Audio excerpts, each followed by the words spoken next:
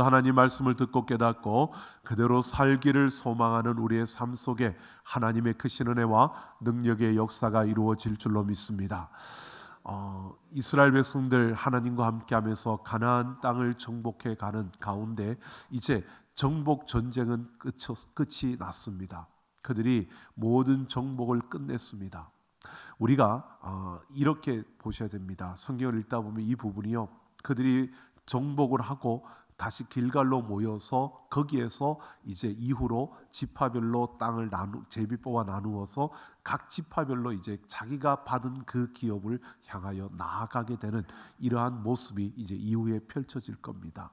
근데 이제 전쟁을 끝내고 오늘 12장을 보면 이제 그 전쟁이 끝난 그것을 가지고 이들이 가나안 땅을 어떤 왕들을 이기고 어떤 경계까지 다 정복을 했느냐라고 하는 것을 12장에 쭉 이야기해 놓고 있습니다. 그래서 12장을 보면 이스라엘 백성들이 가나안 땅에 가서 그 땅에서 차지한 경계와 그리고 그 왕들의 이름이 열거되어져 있습니다. 이것을 우리는 흔히 이렇게 말합니다. 가나안 정복 전쟁사다라고 이렇게 표현하기도 합니다. 이 12장을 보면 그냥 어느 지역 지형 이름들이 나오고요. 그리고 그 왕, 어떤 왕을 이겼는지 그 왕의 이름이 나옵니다. 이걸 읽다 보면 참 우리의 마음이 답답하게 느껴지는 게, 잘 알지도 못하는 지형인데다가 그 지명 이름을 안다고 해서 내가 신앙생활에 뭐 큰 유익이 될까라고 생각이 들기도 하고, 그 왕들의 이름은 굳이 우리가 알지 않아도 되는 그러한 왕들의 이름인데 여기에 왜 이렇게 적어 놨을까라고 하는 생각이 들 때가 있습니다. 물론 여러분 아닐지 모르지만 저는 왜 굳이 이 12장을 여기다 놓았을까라는 생각이 문득 든 때가 있었습니다. 여러분, 가나안 정복 전쟁은요, 하나님께서 무기나 군사의 수 또는 그들의 전략의 싸움이 아니라 하나님의 말씀에 대한 순종과 불순종의 싸움이었습니다. 그들이 순종하면 그 땅을 쉽게 얻을 수 있었고요, 불순종하면 거기에서 어려움을 당하고 또 아픔을 당하는 이러한 것들이 그들 앞에 펼쳐졌습니다. 그러니까 우리가 얼마만큼 싸움을 잘하느냐 이것보다 그들이 하나님 말씀에 순종하느냐 순종하지 않느냐가 이 가나안 정복 전쟁의 아주 중요한 그러한 원리였습니다.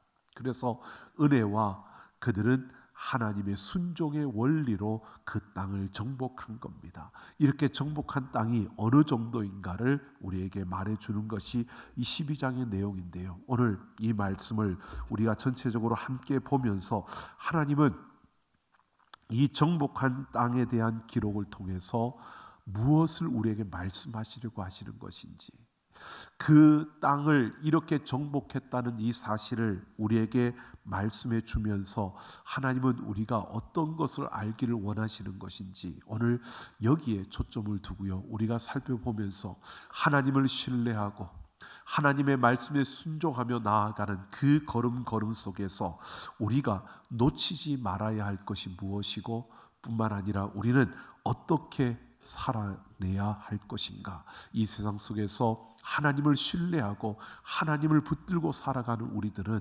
어떻게 살아가야 할 것인가를 함께 생각해 보려고 합니다. 오늘 12장 이 가나안 정복 전쟁사, 이것은요 두 단락으로 나눌 수가 있습니다.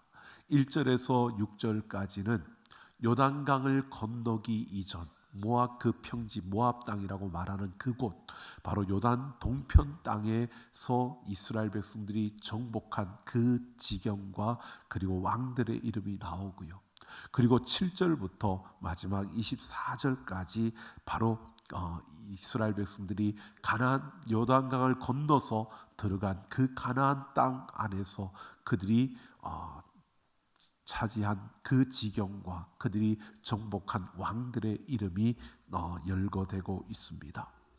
자, 우리가 보면 요단 동편 1절에서 6절까지는 요단 동편, 바로 그 지도자는 모세가 그들을 지도하고 인도했고요, 요단강을 건너는 그 순간부터는 여호수아가 그들의 지도자가 되어서 바로 그 땅을 정복한 그 역사를 우리에게 보여주고 있는 겁니다.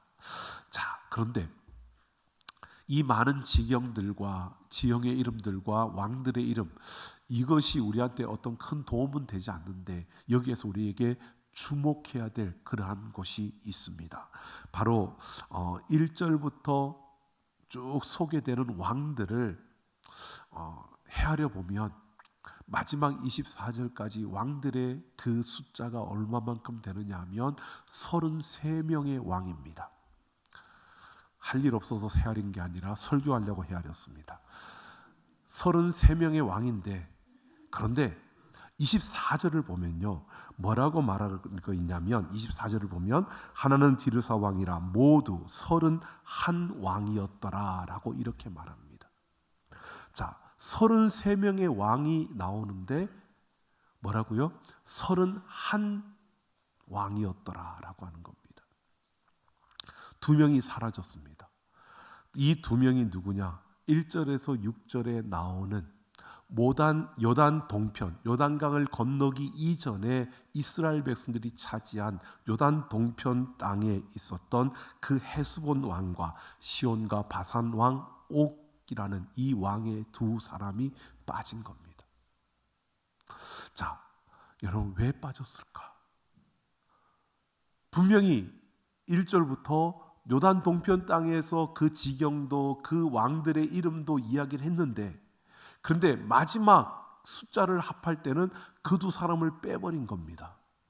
이들을 아예 언급 안 하고 그냥 요단강 건너서부터 그 사람 왕들을 이야기하고 31왕이었더라 그러면은 이해가 되는데, 이 왕들의 이름도 앞에 이야기해놓고 그런데 마지막에 가서 33왕이었더라가 아니라 31왕이었더라라고 이렇게 말하고 있다는 겁니다. 하나님이 실수하신 게 아니고요, 우리에게 이런 사실을 말해주고 있는 겁니다. 여러분, 이 요단 동편, 이 땅은 우리가 잘 알고 있는 것처럼 민수기 32장에 보면 여러분 이스라엘 백성들이 요단강을 건너가기 위해서 이 모압 땅으로 지나가려고 헤스본 왕에게 요청을 했습니다. 우리가 이 땅을 지나가게 해달라고. 그랬더니 그들이 안 된다는 겁니다. 우리가 돈을 내고 먹을 거 있으면 돈을 내고 그렇게 해서 우리가 이 땅을 그냥 아무런 그 없이 그냥 지나가게만 해달라고 했는데 지나가지 못하게 딱 가로막고 못 가게 하는 겁니다. 그래서 모세가 이스라엘 백성들과 함께 그 땅을 정복해 버린 겁니다. 바산과 그 시온 왕 옥도 마찬가지였습니다. 그냥 지나가게 하면 되는데 그들을 가로막으니까 이들이 그 땅을 정복한 겁니다. 정복하려고 정복한 게 아니었습니다. 왜? 하나님이 이스라엘 백성들에게 약속한 가나안 땅, 아브라함부터 그들에게 주시고자 약속했던 가나안 땅은 요단강 건너편의 땅이었지 요단강 이편의 땅이 아니었기 때문에 이들은 굳이 그 땅을 정복할 이유가 없었던 겁니다. 정복하려고 안 했습니다. 그냥 지나가려고 했죠. 근데 그들이 가로막으니까 어쩔 수 없이 그 땅을 지나가기 위해서 그 땅을 정복한 것입니다. 그런데 문제는요, 그 땅을 정복하고 지나가면서 보니까 루벤과 갓과 므낫세 지파의 반이 그 땅을 보니까 이 땅이 너무 비옥한 아주 기름진 땅이고 평야이거든요. 그러니까 이 루벤과 갓과 므낫세 지파는 어떤 지파냐 하면 이스라엘 지파들 가운데서 굉장히 용맹스러운 자들이 이들이었습니다. 그리고 굉장히 호전적인 자들. 그래서 이스라엘이 전쟁터에 나아가면 가장 앞장서 나아갔던 이들이 루벤과 갓과 이 므낫세 지파였고요. 그들이 그만큼 그 역할을 감당했고 다른 지파들은 그들을 의지하면서 그들과 함께 전쟁에 나아가는 이러한 모습이 보여지는 것은 이 세 지파는 그만큼 다른 지파들에게 용기를 줄 수 있는, 안심을 줄 수 있는 그러한 지파들이었습니다. 그런데 이들이 그 비옥한 땅을 보니까 야, 우리가 여기 머물렀으면 좋겠다 이 생각을 하고 모세에게 요청을 한 겁니다.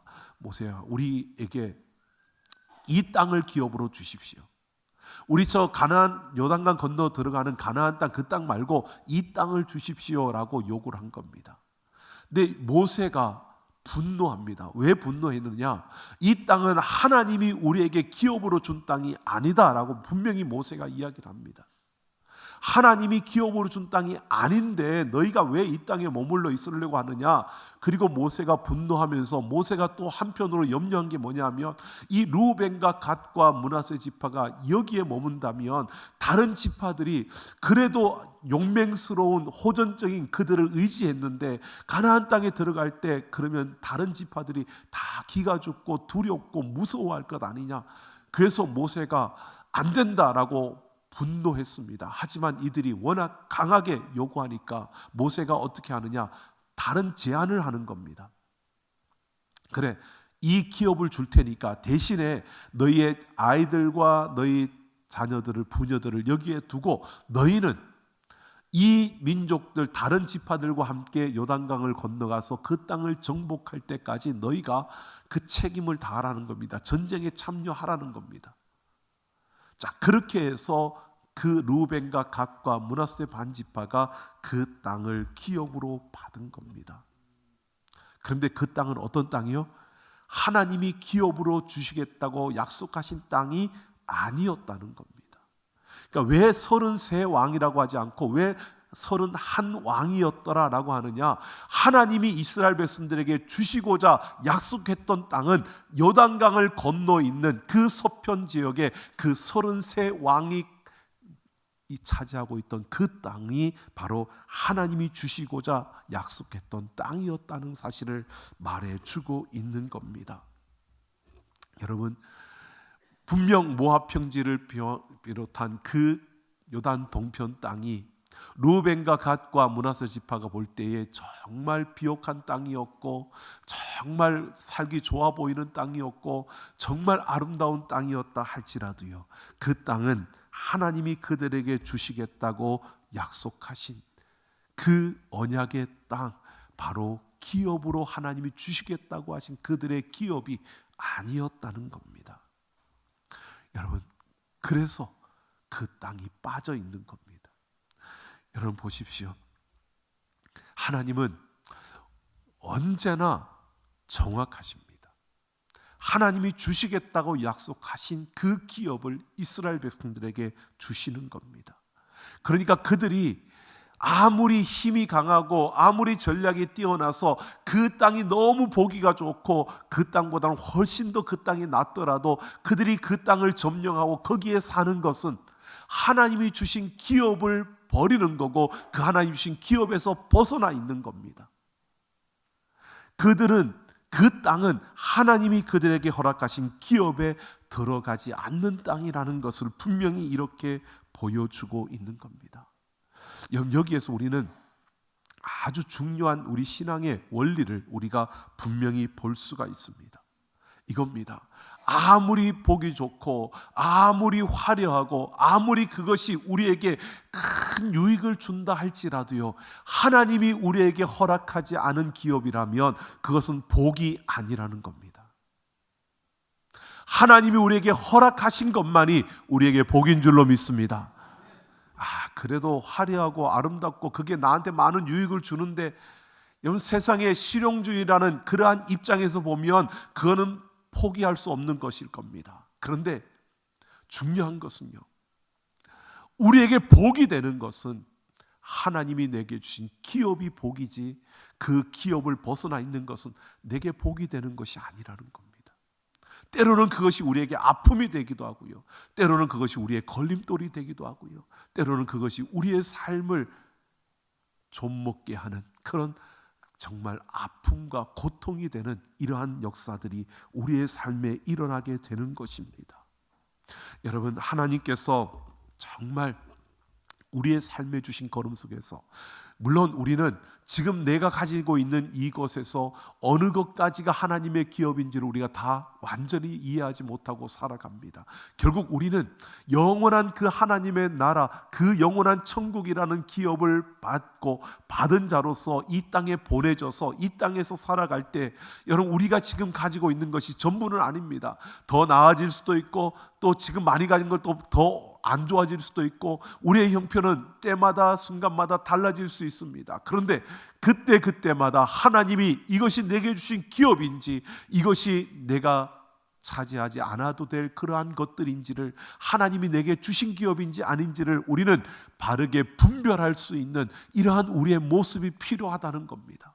왜? 그 기업을 받고 하나님이 주신 그 기업을 신뢰하고 그 기업 안에서 누릴 때 그것이 우리에게 참된 복이 되고 진정한 복이 되기 때문입니다. 여러분, 우리가 그래서 다른 사람을 비교할 수 없는 것이요, 각자에게 주어진 하나님의 기업이 다를 수 있기 때문입니다. 나는 이렇게 살아가는데 저 사람은 왜 저렇게 살아? 여러분, 그렇게 우리가 볼 게 아니라는 겁니다. 나는 이렇게 열심히 달려갈 수밖에 없는데 저 사람은 빈둥빈둥 노는 것 같아. 여러분, 그거는 우리가 보는 입장이고 하나님이 각자에게 맡겨주신 그 기업이 있기 때문에 그 기업 안에 있을 때 그는 복되고 그는 참된 그 은혜와 그 사랑과 평강을 누리게 될 줄로 믿습니다. 그러니까 보여지는 게 전부가 아니라는 겁니다. 여러분 보십시오. 이들은 루벤과 갓과 므낫세 반지파를 보십시오. 하나님이 주신 기업이 아닌 땅을 갖고 싶어서 그들이 모세에게 이야기하고 그 땅을 받았어요. 그리고 전쟁을 하러 들어가서 이스라엘 백성들과 다 전쟁을 마쳤습니다. 그리고 그들은 어떻게 합니까? 다시 요단 동쪽으로 돌아옵니다. 여러분 생각해 보십시오. 하나님이 약속하신 그 기업에 들어가서 그 기업의 땅, 그 약속하신 땅을 그들의 발로 밟았습니다. 하지만 그들은 그 땅을 얻지 못하고 요단 동편으로 돌아와서 기업이 아닌 땅을 얻게 된 것이 루벤과 갓과 므낫세 반지파입니다. 하나님께서 주셔서 누리도록 그렇게 기업으로 주신 땅은 밟기만 하고 맛만 보고 돌아왔고요, 그들은 기업으로 주시 않은 그 땅을 밟고 사는 그런 어리석고 불행한 역사를 만든 것이 루벤과 갓과 므낫세 반지파의 모습입니다. 어쨌든 땅을 받았으니까, 어쨌든 땅을 받고 사니까 다 된 것 아니야? 아니라는 겁니다. 그 땅에 사는데 그들은 하나님의 그 기업이 아닌 엉뚱한 곳에서 살아가고 있는 겁니다. 여러분, 우리가 보여지는 것, 내가 원하는 것, 내 감정을 따라서 내가 갖고 싶은 눈에 보이는 것만 보고 우리가 쫓아가다 보면요, 이렇게 되어지는 겁니다. 어느 것이 내 기업인지를 모르는 겁니다.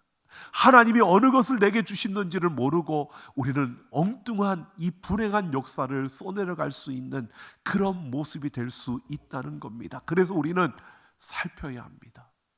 우리에게 뭔가 주어질 때 하나님이 이것을 나에게 주신 것이라면, 하나님이 내게 주신 기업이라면 내가 여기에서 어떻게 해야 될 것인가를, 여러분, 우리의 욕심을 내려놓을 수 있어야 되고요, 우리가 가지고 있는 그 무언가에 집착하는 이러한 근성도 우리가 내려놓을 수 있어야 합니다. 그래야 우리가 하나님이 주신 기업을 우리가 제대로 볼 수 있고 그 기업 안에서 우리가 제대로 하나님의 그 복을 누릴 수 있게 되는 것입니다.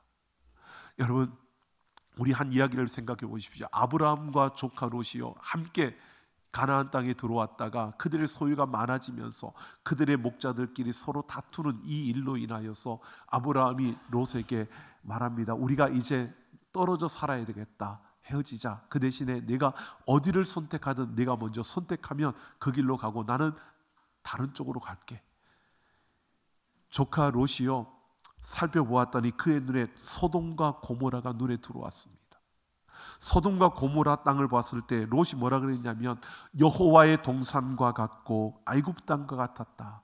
그 당시 최대 강국이 애굽 땅이었습니다. 애굽이었습니다. 그러니까 애굽 땅처럼 정말 화려하고 아름답고, 그리고 어떻게 해요? 여호와의 동산과 같았다. 이것은 무슨 말이냐면요, 하나님이 내게 주신 기업과 같았다는 겁니다. 이게 마치 하나님이 내게 주신 기업처럼 보였다는 겁니다. 하나님이 내게 허락하신 땅처럼 보였다는 겁니다. 여러분, 소돔과 고모라가 하나님이 그에게 허락하신 땅이었습니까? 아니요. 태폐적으로 그리고 문란할 뿐만 아니라 타락한 그 소돔과 고모라는 인간이 보기에는 화려하고 아름다웠지만 그 땅은 하나님이 기업으로 주신 땅이 아니었던 겁니다. 그런데 롯은요, 눈에 보이는 화려함과 그 아름다움을 보고 어떻게 해요? 여호와의 동산과 같았다, 하나님이 내게 주신 기업이라고 그렇게 여겼던 겁니다. 그런데 아브라함은요, 그 반대로 어디로? 가나안 땅, 하나님이 약속하신 그 가나안 땅에, 황폐한 그 땅에 머물면서요, 아브라함은 하나님이 내게 주신 이 기업, 그 기업을 붙들고 있는 것입니다. 여러분, 오늘 우리는 분명히 보게 됩니다. 우리가 하나님의 자녀로 살아갈 때요, 하나님 우리에게 많은 것을 주실 겁니다. 우리는 세상 속에서 많은 것들을 가질 수 있게 되고 또 많은 것들을 누릴 수 있게 됩니다. 그 가지는 것, 누리는 것 필요 없다는 게 아닙니다. 필요합니다. 돈도 있어야 되고요, 여러분 집도 있어야 되고요, 여러분 직장도 먼듯한 곳이 있어야 되고요, 그리고 그만큼 우리가 일을 하면서 높은 자리에도 올라가야 합니다. 그런데 내게 주신 기업인지 내 욕심인지 집착하고 있는 나의 근성인지를 우리가 분별할 수 있어야 된다는 것입니다. 뭔가를 쟁취하고 싶은 그러한 우리의 집요한 욕망이라면 우리는 포기해야 합니다. 내 욕심 때문에 내가 그것을 가지려고 한다면 우리는 그것을 포기할 수 있어야 합니다. 내가 뭔가에 집착하는 그 근성 때문에 내가 그걸 놓지 못하고 끝까지 그걸 가지려고 그렇게 발버둥 치고 있다면 여러분, 그거는 내 기업이 아닐 경우가 더 많습니다. 오늘 우리는 하나님 앞에서요, 이걸 분명히 기억하셔야 됩니다. 내게 주신 기업만이 내게 복이 되는 거고 그 기업을 넘어서는 것은 복이 아니라는 겁니다. 여러분, 우리가 살아가는데 여러분, 이 땅에서의 모든 것들은 한순간에 지나가는 것들 아닙니까? 여러분, 우리도 하나님의 자녀로서 이 땅을 살아갈 때에 유용하고 정말 유익한 것들을 다 누리며 살아가셔야죠. 또 구경할 수 있는 것도 구경하며 살아가야죠. 근데 중요한 것은 내게 주신 하나님의 그 기업을 우리가 빼앗기거나 놓쳐서는 안 되는 것이고요, 그 기업을 우리가 벗어나도 우리 인생은 고달프고 힘들고 힘겨울 뿐이지 그것이 우리에게 유익이 되고 복이 되지는 않는다는 겁니다. 오늘 우리는 하나님이 내게 주신 기업 안에서 참된 복을 누리며 살아가는 그 복됨을 우리의 삶의 열매로 맺어가는 자들이 되기를 예수님의 이름으로 축원합니다. 또한 오늘 7절 마지막에 보면요, 이렇게 말합니다. 그 지파들에게, 이스라엘의 지파들에게 구분에 따라 소유로 주었으니 라고 말합니다. 자, 이 땅들을 이제 나누어서 각 지파별로 소유로 주었다는 겁니다. 이 소유로 주었다라고 하는 것은요, 그들에게 주인으로 그들에게 주인이 되게 했다는 뜻이고요, 이 말은 우리에게 하나님께서 상속해 주셨다라고 하는 뜻입니다. 하나님이 주인이신데 그 하나님이 우리에게 소유로 주었다는 겁니다. 이 말은 하나님이 그 상속자가 되게 해서 그 상속으로 그 땅을 그들에게 맡기셨다는 것을 말해주고 있는 겁니다. 자, 그리고 나서 이제 13장부터는 이들이 이제 각 지파가 그 땅으로 가는데 그 가운데 13절부터 이렇게 쭉 보면요, 무슨 이야기가 나오냐면 이렇게 말합니다. 이스라엘 자손이 쫓아내지 아니하였으므로 그술과 마아갓이 오늘까지 이스라엘 가운데 거주하니라. 이게요, 사사시대까지 계속 이어집니다. 어떻게 해요? 쫓아내지 아니하였더라. 여러분, 단어가 쫓아내지 못하였다가 아닙니다. 쫓아내지 아니하였다는 겁니다. 참 중요합니다. 쫓아내지 않은 것과 쫓아내지 못한 것은요, 다릅니다. 근데 성경은 처음부터 끝까지 쫓아내지 못했다고 말하지 않습니다. 쫓아내지 않았다고 말합니다. 이스라엘 백성들이 쫓아내지 않았다는 겁니다. 왜? 하나님께서 그들에게 기업으로 상속받게 하셨는데, 소유로 주셨는데, 그러면 그 땅을 그들이 취하여야 하는데, 그 땅을 취하고 그 안에서 하나님이 주신 복을 누려야 하는데 그들이 쫓아내지 않았다는 겁니다. 쫓아내지 않았다는 것은요, 결국 뭘 말하느냐? 그들이 가사와 가드와 아스돗에 조금 남겨두었더라라고 하는 것처럼요, 그들이 그 땅에서 보기 좋은 것들, 이 사람들이 가지고 있는 그 아름다운 것들을 받아들이고 그들을 그냥 같이 살게 했다는 겁니다. 여러분, 우리가 이런 것을 봅니다. 분명히 가나안 땅을 정복하는 것은 뭐라고요? 순종하느냐 불순종하느냐, 순종의 원리였습니다. 우리가 인간적으로 생각할 때는 굳이 그렇게까지 할 필요가 있어? 굳이 그렇게까지 해야 돼? 라고 하는 순간에도요, 하나님이 말씀하셨다면 순종해야 될 줄로 믿습니다. 이것을 우리는 분명히 보아야 합니다. 순종해야 되는 겁니다. 하나님이 상속자로 삼아 주셨으면 내 건데, 내 소유가 되었는데, 그러면 내가 그것을 취하고 누려야지요. 근데 그것을 그냥 던져버리는 겁니다. 너도 좀 해. 이거 내 건데 내가 다 가질 필요 없어. 너도 좀 가져. 나눠주는 겁니다. 여러분, 인심 좋게 보이죠? 사람 마음 좋다. 야, 사람 좋다. 그렇게 살아야지. 여러분, 그렇게 생각이 드시나요? 아니요. 내 소유로 주었다는 것은요, 내게 책임이 있는 겁니다. 내 소유로 주었다는 것은 내가 모든 것을 가지고 그것으로 하나님을 위해서 내가 사용해야 될 것들입니다. 그런데 그것을 내가 놓고 있다, 그것을 내가 내려놓았다, 이것은요, 결국 내가 가진 것으로, 내게 주신 것으로 내가 최선을 다하지 못하는 내 모습을 말하는 겁니다. 순종하지 않는 모습입니다.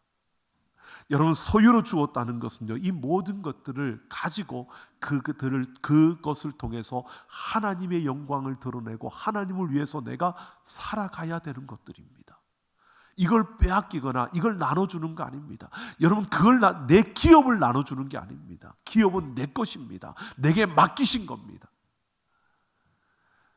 나누라고 하니까 내 기업을 나눠주는 게 아닙니다. 내 기업을 가지고 내가 열매를 맺고 내 기업을 가지고 내가 그것을 누리면서 내 것으로, 그 여분으로 내가 누릴 것들 중에서 나눠주는 것뿐이지, 이 기업을 나눠주는 것은 아닙니다. 오늘 우리가 분명히 보아야 합니다. 여러분, 여호수아가 이렇게 정복을 하고 땅을 나눠주고 난 다음에 이스라엘 그 지경이요, 하나님께서 약속하신 것처럼 그 아브라함 때 약속하신 그 지경대로 온전히 그 땅을 다 정복했느냐? 못했습니다. 쫓아내지 않았습니다. 그럼 언제 정복이 되느냐? 다윗 왕 때 완전히 정복이 됩니다. 다윗 왕 때, 다윗이 헤브론에서의 그 왕이 아니라 이스라엘 전체의 왕이 되었을 때, 그래서 헤브론에서 그 수도를 예루살렘으로 옮겨질 때, 그때 이스라엘이 모든 하나님이 약속하신 가나안 주시겠다고 약속하신 그 가나안 땅, 아브라함에게 약속하신 그 땅의 지경을 그대로 회복했습니다. 그때 이루어진 겁니다. 여러분, 왜? 여러분 보십시오. 다윗의 후손을 통하여 예수 그리스도가 나십니다. 바로 이 사실을 말해주고 있는 겁니다. 사람이 그것을 온전히 이루지 못했는데, 이 다윗의 왕 때 그것이 온전히 이루어졌다는 것은요, 바로 그의 후손으로 오실 메시아 예수 그리스도를 통해서 우리에게 이 모든 회복이, 이 완전한 역사가 이루어진다는 것을 보여주고 있는 겁니다. 그러니까 우리가 상속자가 되어서 기업으로 받았지만 이 기업을 제대로 누릴 수 있는, 제대로 운영할 수 있는, 제대로 관리할 수 있는 그런 능력이 우리에게는 없다는 겁니다. 이걸 제대로 하기 위해서는 어떻게 해요? 예수 그리스도가 우리에게 필요하고 그 예수 그리스도를 통해서 우리에게 주어진다는 겁니다. 자, 우리는 다 누리느냐? 아니요, 우리도 부족합니다. 그 대신 우리가 그 기업을 완전하게 누리고 정복하기 위해서는요, 예수 그리스도가 필요하고 그 예수님이 우리에게 부어주신 성령께서 우리를 온전히 다스리는 것이 필요합니다. 이것을 우리는 말하죠, 성령 충만이라고요. 우리 안에 성령님이 계신 줄로 믿습니다. 성령님이 계시는데 그 계시는 것과 충만함은 다릅니다. 충만함은 그 성령께서 우리의 모든 것을 다스리는 겁니다. 바로 그럴 때 우리는 완전한 내 기업을, 하나님이 주신 그 기업을 하나님이 내게 소유로 주신 것을 우리가 온전히 우리가 누릴 수 있고 그것을 다스릴 수 있게 된다는 것입니다. 여러분, 하나님이 주신 기업을 기업으로 삼고 그 기업이 우리에게 복이 되게 하기 위해서는 우리에게 예수 그리스도가 필요하고, 그래서 우리는 그것을 제대로 누리는 그 기업이 나의 복이 되게 하기 위해서는 어떻게 해요? 성령의 충만함을 입어야 된다는 겁니다. 우리가 성령의 충만함으로 성령의 그 다스림을 받으며 살아갈 때 우리는 그 하나님이 주신 그 소유, 그 기업을 우리는 온전히 누릴 수 있고 그 기업 안에서 참된 평강과 기쁨과 복을 누릴 수 있다는 것입니다. 여러분, 우리는 하나님의 기업을 받은 자들입니다. 하나님께서 우리를 하나님의 기업으로 삼아주시고 상속자로 삼아주시고 우리에게 맡겨주신 그 기업, 여러분, 그 기업을 벗어나면 복이 아닙니다.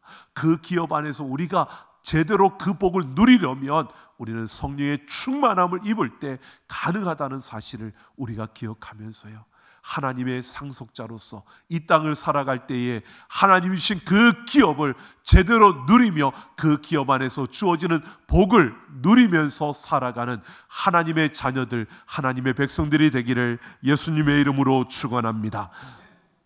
여러분, 출애굽기 17장에 보면 이스라엘과 아말렉의 전쟁 이야기가 나옵니다. 하나님께서 모세가 손을 들면 이기게 하고 손을 내려오면 지게 하는 그 전쟁이었습니다. 그러면서 하나님께서 여호와 니시, 내가 승리의 깃발이 되어주겠다라고 말씀하십니다. 이 말은요, 다른 것이 아니고요, 내가 너희와 항상 함께하면서 내가 너희에게 승리를 안겨주겠다는 것입니다. 이것은 너희가 하나님의 그 기업을 누릴 수 있도록 하나님께서 승리를 보장하시겠다는 겁니다. 여러분, 우리가 하나님의 깃발이 되어서 우리가 이 땅 가운데서 여호와의 그 니시, 그 하나님의 깃발이 언제나 우리와 함께하기 때문에 내게 주신 하나님의 그 기업을 우리가 풍성하게 누릴 수 있고 우리는 그 기업을 더 아름답게 성장하고 가꾸며 나아갈 수 있는 그러한 자들이 될 수 있다는 겁니다. 하나님이 보장해 주신 겁니다. 그러니까 우리는 무엇보다 그 순간순간마다 성령의 충만함으로 우리가 나아가는 그 걸음을 통해서요, 여호와 니시, 승리를 보장하신 하나님의 그 기업을 우리가 누리며 달려갈 수 있는 우리가 되기를 예수님의 이름으로 축원합니다. 1900년 퀴리 부인이 그의 남편과 함께 노벨 물리학상을 받았습니다. 그리고 8년 뒤에 그녀가 단독으로 노벨 화학상을 받았습니다. 그러니까 노벨상을 두 번이나 받은 겁니다. 그러자 영국 왕립 아카데미에서 그녀에게 정말 뛰어난 그 공적을 기리면서 금메달을 수여를 했습니다. 그것은 굉장히 큰 명예스러움이었습니다. 그리고 얼마 지나지 않아서 그의 친구가 키리 부인을 찾아왔습니다. 와서 그 명예스러운 그 왕립 아카데미에서 준 그 금메달을 한번 좀 보여달라고 그랬더니요, 키리 부인이 저 방 한 구석에서 그냥 장난감 가지고 놀고 있는 그 아이를 가리키면서 제가 가지고 놀고 있다고 보여준 겁니다. 여러분, 그 친구는 정말 명예스러운 그 금 목걸이를, 금메달을 정말 잘 보존해 놓고 이렇게 해놔서 그러왔는데 키리 부인은 그것을 아이가 그냥 가지고 놀도록 그냥 던져준 겁니다. 여러분, 그럴 때 이것이 얼마나 귀하고 얼마나 명예스러운 건데 이걸 왜 이렇게 던져 놓았냐고 하니까 키리 부인이 이렇게 말했습니다. 명예란 잠깐 가지고 놀 수 있을 뿐 그 이상의 의미와 가치는 없다라고 했다는 겁니다. 여러분, 삶에 무엇을 의미 있고 가치 있게 여기는가를 보여주지 않습니까? 여러분, 우리가 그걸 받으면 어떻게 했을까요? 제가 보니까 어느 가정에 가보니까 훈장을 받은 것을 아주 그냥 집안 딱 들어가자마자 보이도록 딱 걸어 놓았더라고요. 정부에서 준 훈장. 훈장도 그런데 여러분, 우리가 생각해 보면 그런 것들은 굉장히 명예스러움이고 자랑하고 픈 거라서 그렇게 걸어 놓잖아요. 근데 여러분, 키리 부인 보십시오. 아니요, 그거는 잠깐 내가 가질 수 있는 그러한 것, 그 이상은 아니라는 겁니다. 어디에 가치를 두고 있는지를 분명히 보여주고 있습니다. 여러분, 오늘 우리의 삶 속에서 내가 무엇을 가치 있게 여기고 내가 무엇을 의미 있게 여기며 살아가느냐 정말 중요합니다. 내가 상속자로서 내가 받은 그 기업이 우리에게는 얼마나 의미 있고 가치 있는가를 놓치지 말고요. 이 기업을 우리가 마음껏 누리며 그 기업 안에 있는 복을 누리며 살아가는 우리 모두가 되기를 예수님의 이름으로 축원합니다.